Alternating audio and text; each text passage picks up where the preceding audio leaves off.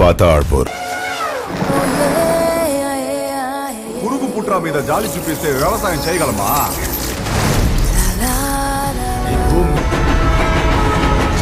జనం మారారా, మనం మారారా?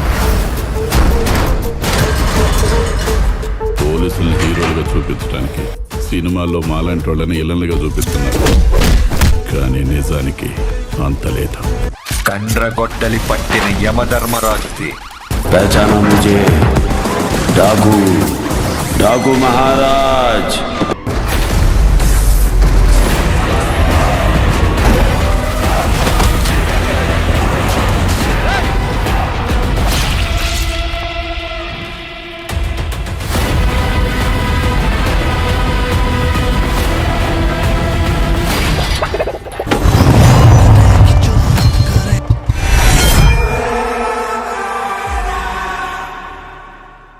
డాకు మహారాజ్ గెటప్లో చేతిలో కత్తి పట్టుకొని ఊచ కోత కోసే విరుడిగా కనిపిస్తున్నాడు నటసింహ నందమూరి బాలయ్య బాబు.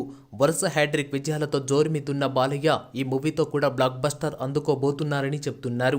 నిర్మాత నాగవంశి కూడా ఈ సినిమాపై చాలా కాన్ఫిడెంట్ గా కనిపిస్తున్నారు. ఈ మధ్య కాలంలో సీతారా నుంచి వచ్చిన సినిమాలు బాక్సాఫీస్ వద్ద భారీ రికార్డు నమోదు చేస్తున్నాయి. చివరిగా వచ్చిన లక్కీ భాస్కర్ మూవీ బాక్సాఫీస్ వద్ద 100 కోట్ల పైగానే కలెక్షన్లు అందుకుంది.